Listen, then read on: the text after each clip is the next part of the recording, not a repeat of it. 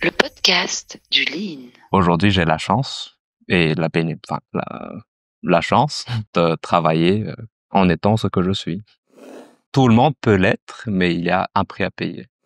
Tu laisses de côté qui tu es et tu vas d'abord chercher à savoir qui sont les personnes qui travaillent autour de ce processus-là, par exemple. C'était la première fois que j'étais mis devant un panel de dirigeants pour les former sur quelque chose qui me passionnait.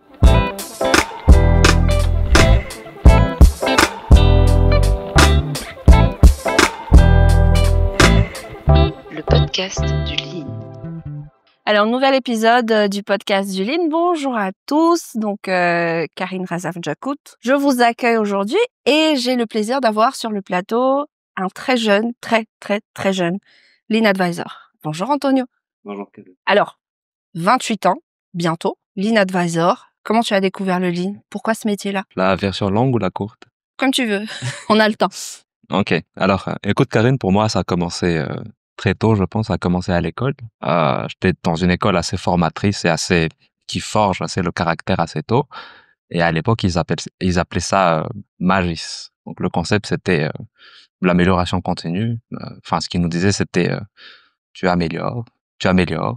Tout ce que tu fais, tu améliores. Tu fais les bonnes choses, puis tu passes à la prochaine étape. Et puis après ça, je suis tombé dans le monde professionnel et j'ai eu la chance de tomber dans une entreprise à Madagascar qui était en pleine implémentation du Lean exactement. C'était comme un coup de foudre à deux niveaux. Le premier, c'était le coup de foudre par rapport au travail, pour se dire, OK, on est payé pour ça, pour travailler, c'est cool. Quoi de mieux? Ouais, gagner de l'argent pour travailler, c'est vraiment bien.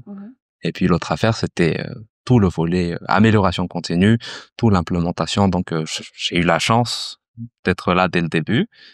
Et c'était comme une continuité, tu sais, de l'école. Et je m'étais dit, mais je suis fait pour ça peut-être, au fait. Et aujourd'hui, j'ai la chance et la chance de travailler en étant ce que je suis. D'accord.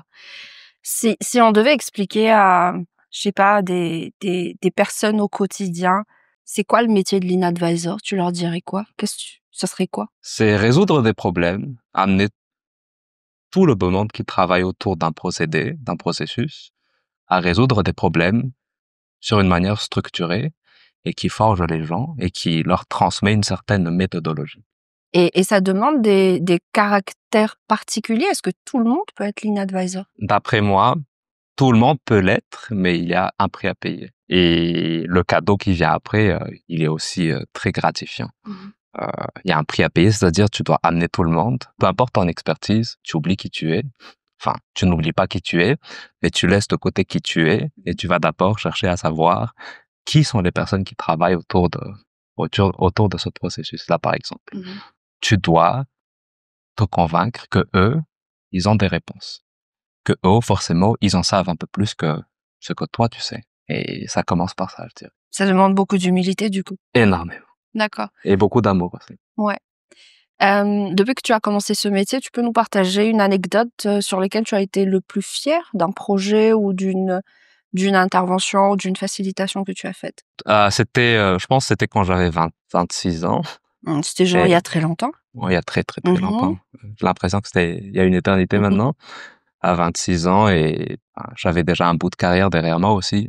J'ai eu la chance de commencer assez tôt, mais c'était la première fois que j'étais mis devant un panel de dirigeants pour les former sur quelque chose qui me passionnait, qui me passionne encore aujourd'hui. Et c'était là, le déclic pour moi, c'était de me dire, OK, au fait, ça marche. Et je parlais à des dirigeants et ils écoutaient. Non seulement ils écoutaient, ils participaient, ils étaient d'accord aussi. Parce que ce qu'on fait, ça fait du sens. Bah, j'imagine bien. Au quotidien, comment ça se traduit? Est-ce que tu penses que c'est le lean management ou l'excellence opérationnelle, ça se vit au quotidien en dehors d'en faire un métier? Je veux dire, toi, par exemple, tu es lean advisor, donc c'est ce que tu fais au quotidien de 8 heures à X heures. Mais par exemple, dans le vrai quotidien hors professionnel, est-ce que c'est quelque chose qui peut se traduire? Alors, non seulement c'est quelque chose qui peut se traduire, mais à mon avis, c'est quelque chose qui doit se traduire. C'est non négociablement, ça doit faire partie de ta vie, je pense. Parce que l'un de mes formateurs chez ACPE, justement, m'a dit, lorsque j'ai commencé, c'est que ce que tu es parlera toujours plus que ce que tu dis. Ça rend les choses plus faciles. Tu es plus convaincu. Les autres sont facilement convaincus parce que non seulement ça fait du sens, puis tu as les résultats qui viennent après. Donc pour moi, c'est quelque chose qui va au-delà du travail. C'est une manière d'être, au fait, finalement. Et ça rend le travail plus facile après. Toujours sur cet aspect-là, si on devait, par exemple, parler, adresser un message à ceux qui nous écoutent sur le lean management, dans leur vie quotidienne, tu leur dirais quoi? Qu'est-ce que tu leur conseillerais ou c'est quoi le tips, que tu dirais pour dire, bah, en fait, aujourd'hui, soyez lean et pour être lean, bah, en fait, ça serait ça? Euh, Moi, ce serait commencer, chercher ce qu'il y a de mieux. Remettez en question ce que vous avez peut-être devant vous. J'ai pas la prétention d'avoir la science infuse, mais généralement, je vois ça comme du gros bon sens. Aménager, structurer, et on en fait une habitude après. Donc, si vous voulez commencer quelque part, appliquez votre bon sens. Demandez-vous qu'est-ce qui peut se faire mieux dans votre vie au quotidien, dans votre équipe professionnelle, sociale, et ainsi de suite. Et faites-le, aussi simple que ce soit. Faites-le, commencez, puis reproduisez. C'est tout. D'accord. Je sais que tu lis beaucoup. Tu es ce qu'on appelle un book lover. Tu lis énormément. C'est quoi le livre que tu lis en ce moment? Alors, en ce moment, je lis plusieurs livres en même temps. Donc, mon problème, c'est que j'en commence beaucoup, mais j'en termine un peu moins. Je Et tu me comprends. connais. En ce moment, je lis un livre sur quelques maximes. C'est genre 12 maximes d'un philosophe et un clinique qui s'appelle Jordan Peterson. Il est assez connu au Canada. Et c'est 12 maximes très simples, comme il faut ranger chez soi, il faut bien se tenir, etc. Mais au fait, il part d'idées vraiment simples et il construit cette simplicité-là pour créer de la profondeur.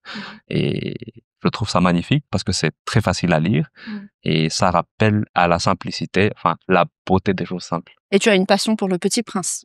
Absolument. Pourquoi? Raconte-nous ça. Encore une fois, c'est l'école où j'étais. Quand j'étais à l'école, ça a commencé par ça. Donc, on nous donnait 2 livres à lire. Le premier, c'était la Bible. Le second, c'était Le Petit Prince. D'accord. Ouais. Et on avait 1 heure par semaine pour faire une décortication sur que signifie le renard, etc., etc. Ce qui fait que de fil en aiguille, depuis que je suis petit, c'est un bouquin qui m'a entretenu et qui a grandi avec moi, au fait, finalement. Et aujourd'hui, c'est le livre que j'emmène avec moi, peu importe où je vais. Fétiche, je l'emmène avec moi dans l'aéroport. Je continue à le découvrir et à me découvrir en même temps. Et c'est aussi le livre que j'offre le plus aux gens qui sont proches de moi. Tu penses que Le Petit Prince aurait été un bon lean advisor? Alors oui, absolument. Parce que c'est quelqu'un qui posait énormément de questions et c'était pas des questions fondamentales, c'est des questions très simples pour dire, OK, pourquoi est-ce que les roses ont des épines? Pourquoi? La notion de pourquoi est très importante en ligne parce qu'il faut challenger le statu quo, se demander pourquoi est-ce que ça existe. J'avais pas vu ça comme ça.